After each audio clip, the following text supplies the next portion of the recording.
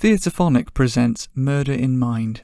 Ba-ya-da. Ba-ya-da. Ba-ya-da. Ba-ya-da. Ba-ya-da. Ba-ya-da. Ba-ya-da.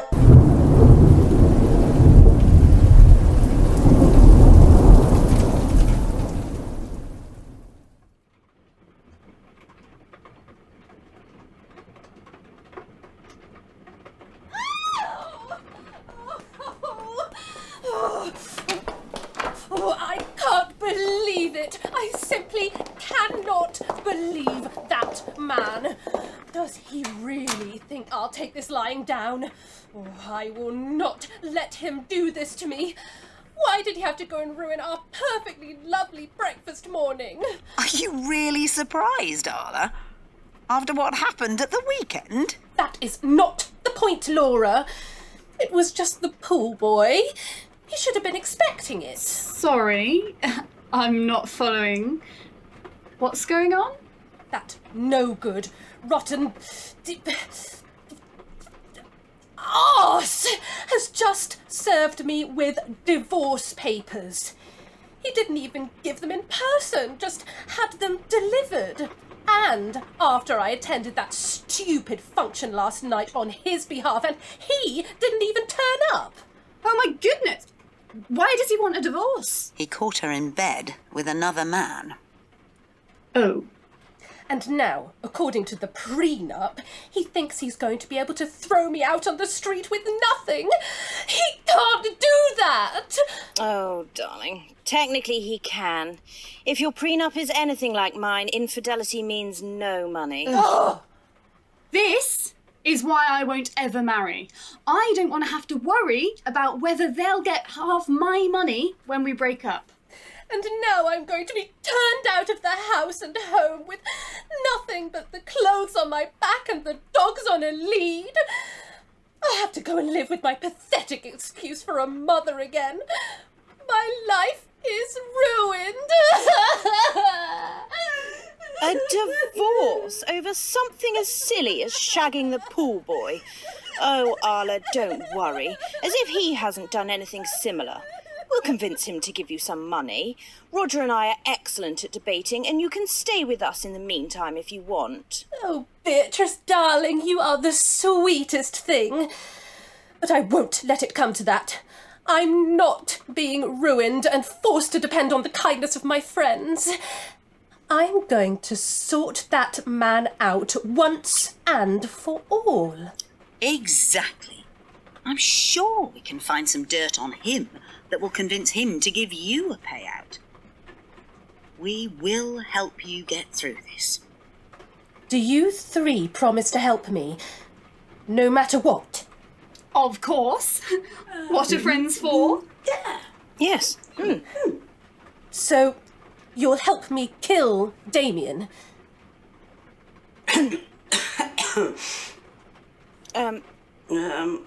Now, Arla, surely there's no need for that. Of course there is. You all know it. Damien is adamant that he wants to leave me destitute. Taking it through the courts could take years, and I'll have nothing to live on during that time.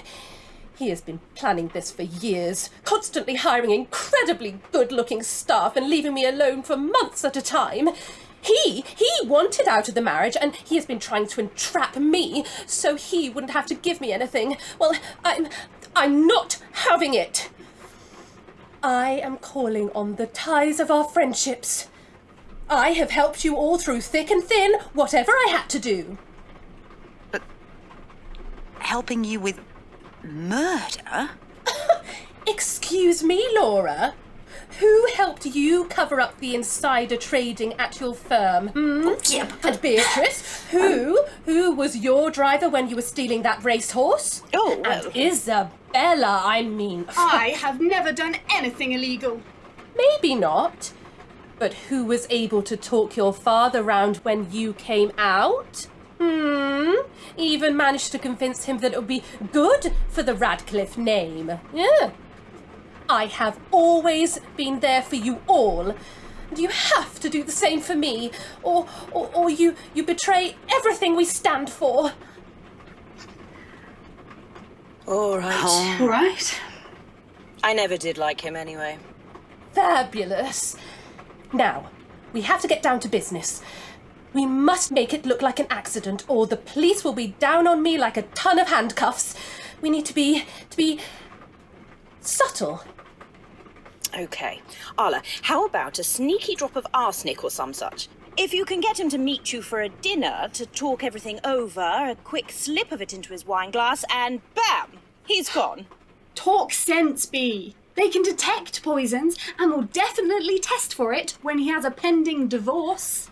Oh, get an undetectable one then. Not that easy. Anyway, it'll be too obvious if Arla's there. She needs an alibi. I reckon she could hire a hitman to run him over while she's conveniently in our presence.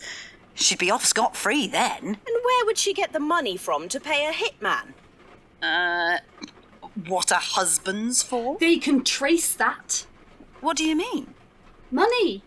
A hitman will cost a good amount, right? If you take that much from his account, they will see it and trace it. It will be even more obvious than poison. We could always pay. They will look at us too, Laura, seeing as we're her closest friends and her alibi. Anyway, a hit might be too obvious. It will look professional and be a bit too convenient. We need something so stupidly ludicrous that no one would ever think it was anything more than an accident. Such as? Oh, I don't know. Something like crazy dogs attacking him. Crazy rabid dogs would be better. Or chipmunks armed with axes. I'm serious, Laura. Couldn't you adopt a dog from the shelter, pretend it's a present, but have it so the dog goes straight for his neck? We could train it to attack beforehand or something. Isabella Radcliffe. I wouldn't have thought you had it in you. Sadly, that'll take too long to organise. Dog shelters are so strict nowadays, and we only have a few weeks to do this. I agree we need to make it look like an accident, but a simple one, not elaborate. Something like a tree falling on him. Yes, that's it. Have some trees pruned by some unprofessional workmen and go on a stroll with him. As the heaviest branch comes down, make sure he is conveniently underneath. Oh, Isabella, makes sense. Why on earth would my husband A go on a walk with me, or B stand underneath a tree in the process of being pruned? He may be annoying, but he's not an idiot. Get him drunk. My Spence will do anything when he's drunk. But getting hit by a large bit of wood could prove non-fatal. It would be best if he fell from the tree. If it's high enough, the fall would certainly kill him. Get him drunk. The problem of getting him up the tree is the same as getting him under the tree. Get him drunk. Oh, we could tell him one of his precious cats is stuck up there. Get him drunk. But then he'd get a ladder. Not if we hide it. Get him drunk. Or push him over. That would be too obvious. Oh, for God's sake! Will you listen to me?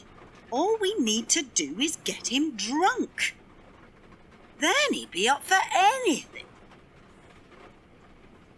Damien does get drunk very easily. Exactly. We've all seen what he's like after he's had a few. Get him to come over to discuss the divorce. Tell him you're willing to go along with the terms, but want to discuss the dogs. Secretly keep topping up his whiskey, and he'll pretty quickly be putty in your hands. Suggest how much fun it would be to go and climb the big oak tree. Then a well-timed push when he's high enough up, and... But what would I give as my alibi? I could pop over earlier in the evening as moral support. We all go drunkenly climbing together. Then there's two of us to say that he slipped and fell. It's too risky. If he's drunk, then it's most likely he wouldn't be able to get up in the first place.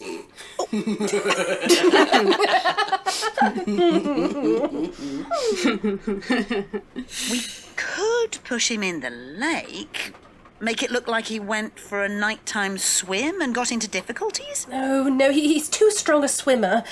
He could probably cross the lake even when completely sozzled. Not if we held him under. There would be signs of a struggle then. Bum, bum. Are you enjoying Theatrephonic's plays? Do you want more content? Well, on the Theatrephonic Patreon, we have ad-free episodes, blooper reels, and Q&A sessions, as well as the opportunity to watch the live recordings and name a character in a play.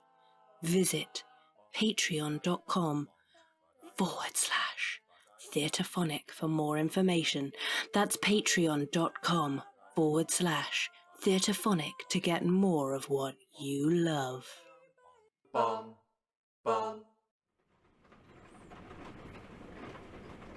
Do they have to find a body? Couldn't he just disappear? And have to wait 7 years before I can declare him dead and get his estate? I think not. Could we stage a robbery gone wrong? There are cameras throughout this neighbourhood. We'd have to go to serious lengths to cover our appearances. Plus, there'd be DNA everywhere. Push him down the stairs. Think about it. He's drunk, heading up the stairs and accidentally slipped backwards and fell down your very long, very hard marble staircase. You are a genius! If I'm there, then I can swear blind that we were in another room finishing off some cocktails when he fell. And if he's not quite gone, you could always leave it until he is, or help him along the way. You'll have to play up the being drunk while not actually being drunk, of course. If you were all drunk, they won't expect you to remember anything as clearly. Why is that significant? The sharper your account is, the more chance there is to slip up and make a mistake, in which case the police will tear you apart. You definitely have to get your facts straight, though. If one of you says 10 p.m, whilst the other says around 1-ish, they'd see straight through you. That's fine. We can sort out the details before the deed and then confirm the facts before the police arrive. When is the divorce finalised? He says that as the prenup clearly states no infidelity, we should have the basic terms completed within the next month. So we do it in 2 weeks. Arla, you have until then to get him to come over. And now, girlies, I must be off. My dogs are calling me. I thought you only had one dog. I have 1 German Shepherd and 1 husband. 2 dogs. There's a policewoman here to see you, ma'am. Thank you. Send her in. Mrs. Itchington? Good morning. I am Detective Inspector Christine Mark. May I speak to you alone, please? I would rather my friends remain with me, if that is at all possible. Not a problem. You may wish to take a seat, madam. I'm afraid that my visit is concerning your husband, Damien Itchington. I'm very sorry to have to tell you that your husband's body was found in a swimming pool yesterday evening. It appears that he was drinking heavily with some acquaintances yesterday afternoon. He wandered off and fell in a neighbour's pool. He appears to have knocked himself unconscious during the fall and, unfortunately, drowned. My husband is dead. I'm afraid so. He's dead. Dead. Oh God. Oh Damien. Oh Damien, my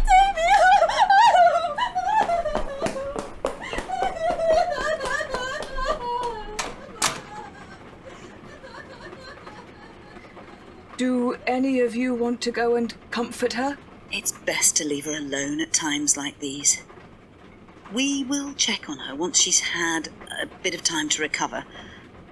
Are you able to give us any more details, please, D.I. Mark? You mentioned that Damien was with acquaintances.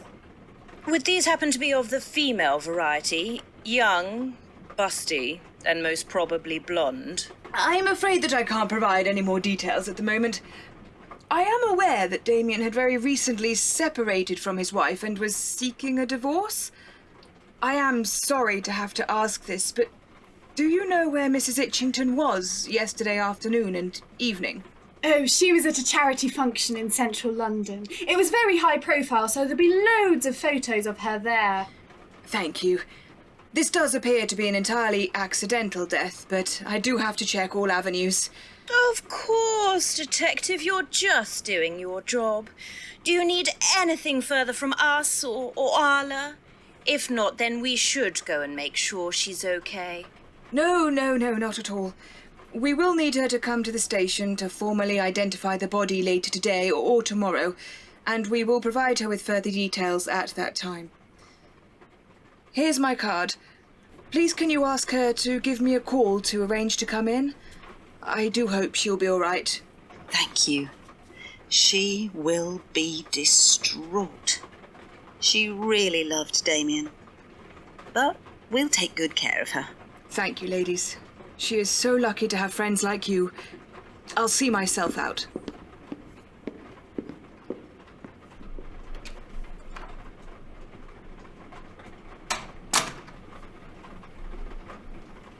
Wow. You said it. I can't believe it. What about her reaction? Was she putting it on? It didn't look like it. But she's just been planning to kill him.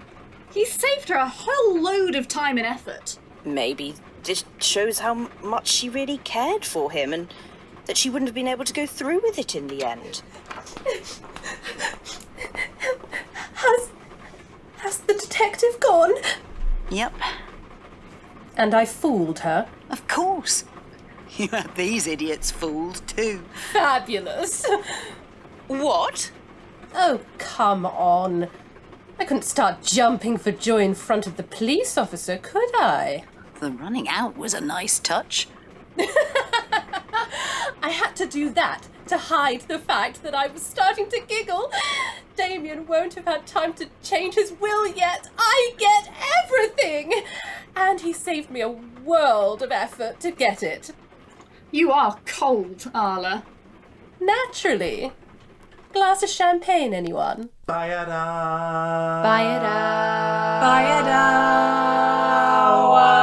You have been listening to Murder in Mind, written by Emmeline Braefield, with Pippa Meekings as Arla Itchington, Genevieve Swift as Laura Martin, Lydia Kenny as Isabella Radcliffe, Danielle Lade as Beatrice Marseilles, and Emmeline Braefield as Detective Inspector Christine Mark and the maid.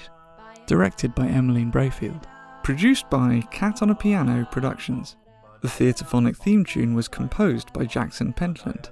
Performed by Jackson Pentland, Mollie Fyfe-Taylor and Emmeline Braefield. For more information about the Theatrephonic podcast, go to catonapiano.uk/Theatrephonic. Tweet or Instagram us at Theatrephonic, or visit our Facebook page. If you enjoy Theatrephonic and would like to get more content, please consider supporting us by visiting patreon.com/Theatrephonic. Please don't forget to rate and review. Thank you for listening.